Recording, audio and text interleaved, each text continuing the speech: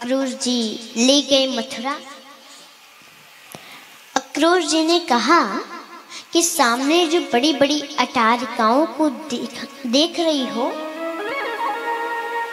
ये आपके मामा कंस की नगरी है। इसी में कोई मेरी कुटिया भी है। मेरा मन था गोविंद की आज रात वहीं रुकते और कल प्रातः होते ही यहाँ से चलते मामा के यहाँ। कृष्ण बोले कि जब तक मेरा कार्य सिद्ध नहीं हो जाता काका जी, तब तक मैं किसी भक्त के घर भी जाने के लिए मैं बाध्य नहीं हूं। लेकिन रात्रि वहां विश्राम किया और प्रातः काल होते ही कृष्ण ने यमुना स्नान करके हाथों में जल लेकर संकल्प कर लिया कि कल सायंकाल का सूर्य अस्त बाद में होगा, हम कंस का कल्याण पहले कर देंगे। ये उन्होंने संकल्प कर लिया और अक्रूर जाकर बोल दिए कि कृष्ण बलराम को मैं ले आया हूं, अब तुम जानो और तुम्हारा कार्य जाने। क्योंकि उनको तो विश्वास हो गया था कि भगवान है। अब तो मथुरा के नर और नारियों को पता चला कृष्ण आ रहे हैं, तो अपने महल के अटारियों पर सब खड़ी हो गई। क्योंकि कंस ने निर्देश दिया था कि कोई मार्ग में आके स्वागत नहीं कर सकता, इसलिए कृष्ण बलराम के ऊपर सुमन वृष्टि कर रहे हैं ऊपर से। अब सुमन का मतलब क्या होता है? सुंदर मन भी होता है।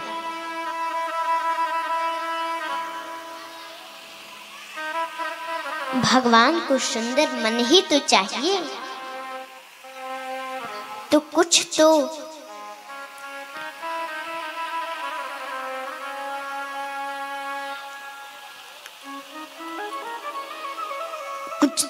सुमन वृष्टि कर रही हैं और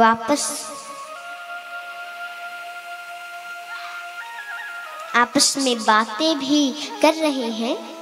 ये दोनों नंदरानी यशोदा की आंखों की तारा है। दोनों हमारी बहुत बड़ी सद्भाग्य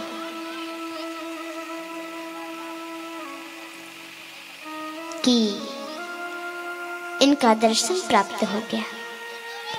ऐसी कौन सी तपस्या करी नंदरानी नंद बाबा ने कि जिन्होंने ऐसा पुत्र पाया। तब तक एक माता बोली कि हमने तो कुछ और ही सुना है कि कंस ने दोनों भाइयों को मारने के लिए बुलाया है।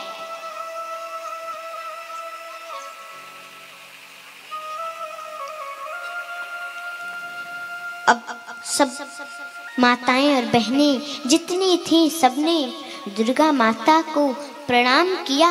हे कात्यायनी माता, हे दुर्गा देवी, हे काली माता, हमने कोई पूजा पाठ करी हो, कोई पाठ कियो है, वाकु संपूर्ण फल इन दोनों को प्राप्त हो जाए और कंस इनको मार न पाए। मारने की तो बात छोड़ो, बाल न बाका कर पाए। दोनों स्वस्थ और आनंद में रहे। दवा से भी ताकत दुआ में होती है। कृष्ण और बलराम ने उनकी अभिवादन को स्वीकार करते हुए जा रहे, बल्कि उनको प्रणाम करते हुए आगे जा रहे हैं।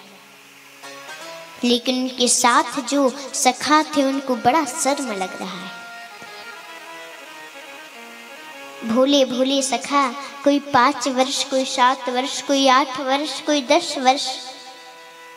कृष्ण बोले क्या बात है?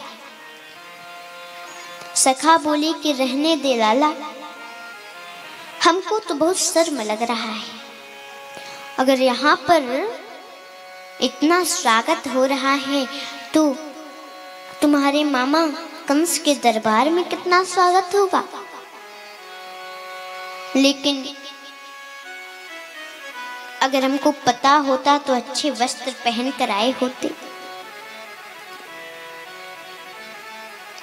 तो जो कंस का धोबी था वहां पर कृष्ण गए, वस्त्र मांगे तो धोबी ने कहा कि अच्छा, गवार ग्वारिया हो और राजा के वस्त्र पहनने का सोच रहे हो। जो काम महाराज कंस करने वाले हैं वो मैं अभी कर दूंगा।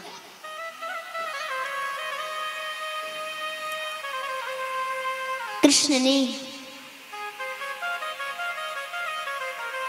एक बार उनको मारा, घूमते घूमते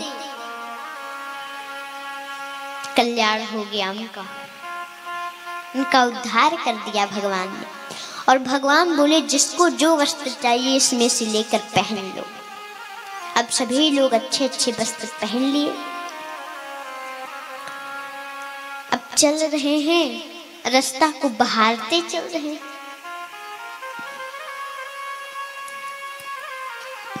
सखाओं ने कहा कन्हैया कोई देखेगा तो कहेगा कि वस्त्र मांग कर पहन रहे हैं, पता चल जाएगा साइज के नहीं है कपड़े। कन्हैया बोले कोई बात नहीं।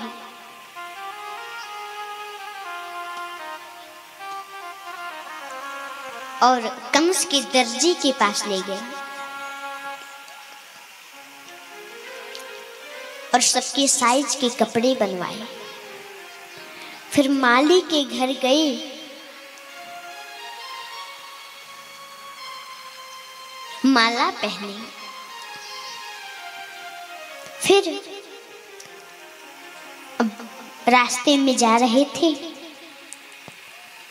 एक बड़ी विचित्र नारी थी।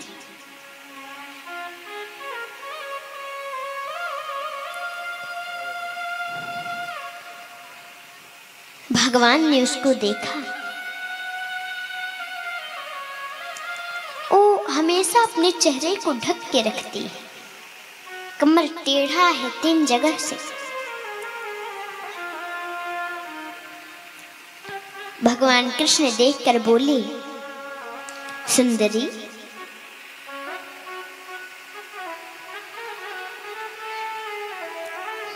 बड़ी प्रेम से मुस्कुरा करके गोविंद बोले का त्वं बुरुर्वै यदुहानुलेपनम् कस्यांगने वा कथयस्त साधुना कि दैहावयो रंगविलेपमुत्तमम् श्रेयस्ततस्ते न चिरात् भविष्यति।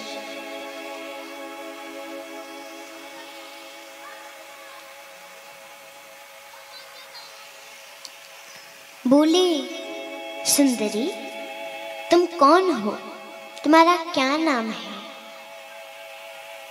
अब जब उस नारी ने सुना कि मुझे कोई सुंदरी कह रहा है, देखी कन्हैया ने कहा हम आपको ही कह रहे हैं, आप कौन हैं? अब जब उसने सुंदरी सुना तो उसके मन रूपी मयूर नाचने लगा। हृदय रूपी समुद्र में आनंद की हिलोड़े उठने लगी। मुझे सुंदरी किसने कहा? हम आपसे पूछ रहे हैं सुंदरी जी, अपना परिचय दीजिए। और यदि आपको बहुत अच्छा लगे तो ये जो हाथ में आप चंदन ली है ना, ये हमको भी लगा दीजिए। ये बात सुनी उनकी आंखों में आंसू आ गए, आंसू झड़ने लगे। बोली, दास्याश में हम सुंदर कंस सम्मता, त्रिवक्र नामा हेनुलप कर्मणि,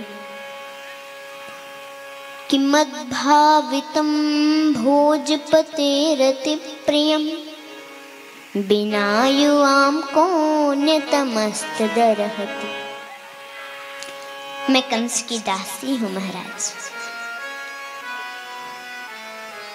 कंस की दासी।